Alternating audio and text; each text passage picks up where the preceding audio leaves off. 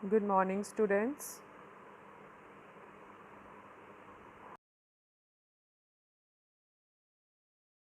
Good morning, everyone. Today we will know about our another writing topic, that is letter writing. We all know students, हम सब हर साल letter writing सीखते हैं. So इस साल भी I will tell you about the letter writing. कितने types के होते हैं, हम letter क्यों लिखते हैं. Let us move forward. In this world of multimedia, when people communicate through phones, fax, email, yet the importance of letters cannot be undermined. हम सब आजकल बहुत ज़्यादा मल्टीमीडिया यूज़ करते हैं, मतलब हमारे फ़ोन्स में मैसेजेस करते हैं, व्हाट्सएप मैसेज करते हैं, राइट. और बहुत सारे तरीक़ों से हम अपने रिलेटिव से, हम अपने स्कूल के टीचर से, हर किसी से कम्युनिकेट कर सकते हैं. स्टिल लेटर्स लिखना आज भी उतना ही इम्पॉर्टेंट है, इसलिए हम सबको लेटर लिखने का पैटर्न आना चाहिए. Letters in fact are the best means to communicate your thoughts and feelings. वैसे भी लेटर्स लिखना अपने आप में एक सबसे बेस्ट तरीका होता है अपनी फीलिंग्स और थॉट्स को कम्युनिकेट करने का.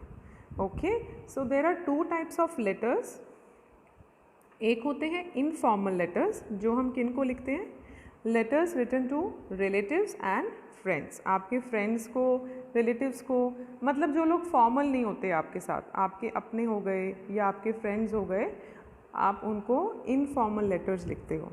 ठीक है. और फॉर्मल लेटर्स हम किनको लिखते हैं, जिनको हम बहुत क्लोजली नहीं जानते, जो हमारे साथ फॉर्मल हैं. जैसे कोई भी एप्लीकेशंस होती हैं, हमारे स्कूल के प्रिंसिपल को, हमारी टीचर्स को, या किसी अथॉरिटी को. ठीक है. लेटर्स टू द एडिटर, किसी मैगज़ीन या न्यूज़पेपर के एडिटर को आप कुछ लिखना चाहते हो, तो that will also come under formal letter.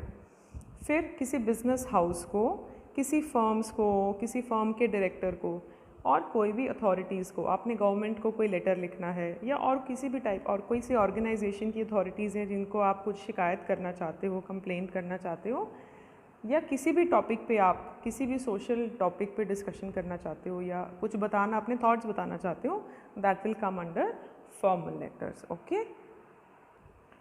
Informal letters को हम पर्सनल लेटर भी बोल सकते हैं. ठीक है.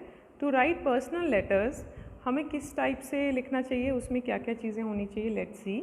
उसमें हम इनफॉर्मल टोन यूज़ करते हैं, जैसे कि कैजुअल टोन, जैसे हम अपने पेरेंट्स से या रिलेटिव से या फ्रेंड से जैसे बात करते हैं, वैसे ही कैजुअल टोन में उसको हम रखते हैं.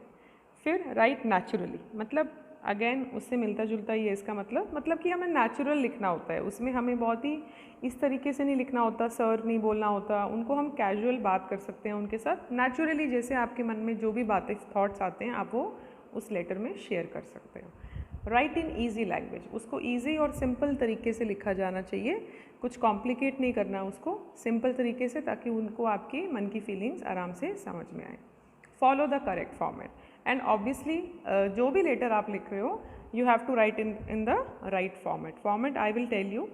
राइट फॉर्मेट में हमें लिखना होता है. सिमिलरली हमको फॉर्मल लेटर में क्या क्या लिखना होता है, जैसे उसमें हमने फॉर्मल टोन यूज़ की थी, इसमें इनफॉर्मल टोन यूज़ की थी. फॉर्मल लेटर्स में हम फॉर्मल टोन यूज़ करते हैं. ठीक है. स्ट्रेट फॉरवर्ड बात करते हैं, मतलब कि ज़्यादा हमें अपनापन से, या ज़्यादा हमें they are not very close to you, तो आपको सीधा पॉइंट की बात करनी है. अवॉइड यूजिंग पर्सनल ग्रीटिंग्स, हमको उनके साथ पर्सनल ग्रीटिंग्स, जैसे आपके मासी, फ्रेंड, या किसी को आप मैसेज कर रहे हो, लेटर लिख रहे हो, तो वहाँ पे आप पर्सनल ग्रीटिंग्स डाल सकते हो, लेकिन यहाँ पे आपको फॉर्मल रहना है. Be polite and formal. Again आपको उनके साथ पोलाइटली अपना मैसेज करना है, अपने मैसेज को आपने, अपने थॉट्स को आपने पोलाइटली डालना है लेटर के अंदर, एंड आपकी टोन जो है वो फॉर्मल और पोलाइट होनी चाहिए. डिसेंटली उनके साथ आपको अपना मैसेज देना है. Explain your issue with concrete details, मतलब अगर आप किसी टाइप की कोई कंप्लेंट कर रहे हो, या आप उनसे रिक्वेस्ट कर रहे हो, सपोज़ आप अपने प्रिंसिपल को कुछ लेटर भेज रहे हो या एप्लीकेशन दे रहे हो, तो उनमें आपको डिटेल डालनी है. आप सपोज़ आप अपना सेक्शन चेंज करने की बात करते हो, लेट्स से एन एग्जांपल, तो आपको अपनी डिटेल डालनी है कि आप कौन से सेक्शन में हो, अभी आप अपना कौन से सेक्शन में जाना चाहते हो और रीज़न क्या है उसका। ठीक है, ऐसे ही आप किसी अथॉरिटी को कोई मैसेज कर रहे हो, फॉर्मल लेटर लिख रहे हो, तो वहाँ पे आप क्या करोगे, आप प्रॉपर डिटेल दोगे उसकी कि आपको किस चीज़ की कंप्लेंट कर रहे हो, क्यों कर रहे हो, क्या हुआ है आपके साथ। ठीक है, then again follow the correct format. आपको फॉर्मेट प्रॉपरली फॉलो करना ही करना है, चाहे वो किसी भी टाइप का लेटर हो। सो स्टूडेंट्स, इसके बाद मैं आपको बताऊंगी एक वीडियो में, आपको बताया जाएगा कि फॉर्मेट कैसा आपने फॉलो करना होता है। Let's move forward. So students, today we will do an informal letter. First I will tell you the format and then we will do an informal letter. किसको लिखेंगे हम लेटर? आपको मैं फॉर्मेट भी समझाऊंगी और साथ साथ हम लेटर भी लिखेंगे। You are Preeti, a resident of C51, Sector 34A, Rohini, Delhi. ये आपका एड्रेस है, ये आपका नाम है। Write a letter to your grandfather congratulating him on his 80th birthday. आपके दादाजी का 80th बर्थडे है, आपको उनको कंग्रेचुलेट करने के लिए आप एक लेटर लिखना चाहते हो। चाहे हम लोग फ़ोन में भी मैसेज कर सकते हैं, लेकिन हमको यहाँ लेटर लिखना है। तो लेटर कैसे लिखेंगे, उसका क्या फॉर्मेट होगा, लेट्स फाइंड आउट। आप स्टूडेंट्स अपनी नोटबुक्स में पहले ये हेडिंग और question, whatever you call it, इसको लिखोगे, then you will write the letter. C51, पहले लेफ्ट साइड पे हम सेंडर्स एड्रेस लिखते हैं, C51 sector 34A, Rohini, Delhi.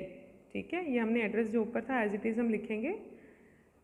Then हम एक लाइन छोड़ेंगे, then we will write date. Proper date के फॉर्मेट से लिखेंगे 17TH बड़ा, अगर नहीं लिखना है तो नहीं लिखना, लेकिन छोटा नहीं लिखना है यहाँ TH। ठीक है, 17 अगस्त पूरा कॉमा डेट, यहाँ आती है डेट एक लाइन छोड़ के। Then we will leave one more line and we will write dearest grandpa or dear grandpa. यहाँ हमने बोला था ना कि हम यहाँ पे इनफॉर्मल टोन यूज़ कर सकते हैं, तो हम उनको प्यार से जो भी बुलाते हैं वो हम यहाँ लिख सकते हैं, dearest grandpa। ये हो गया सैल्यूटेशन। ठीक है, उसके बाद हम लोग लिखेंगे कंटेंट्स और बॉडी ऑफ द लेटर। यहाँ पे हमको अपनी पूरी बात कहनी है इनफॉर्मल टोन में। ठीक है,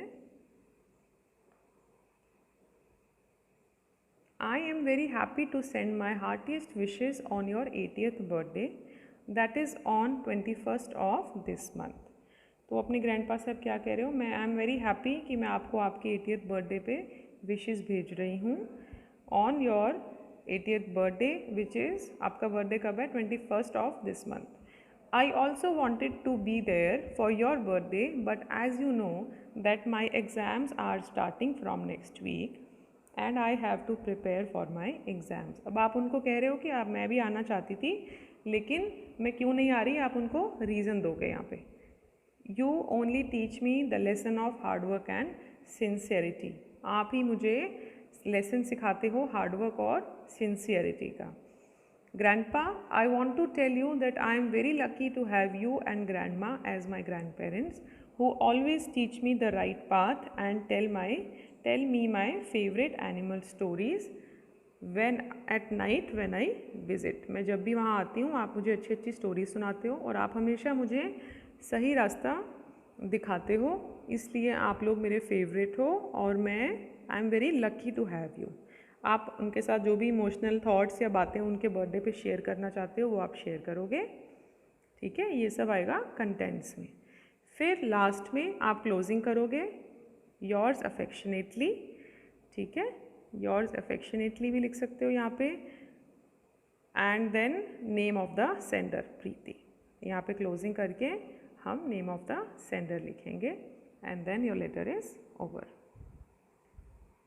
ठीक है स्टूडेंट्स, समझ में आ गया क्या फॉर्मेट है?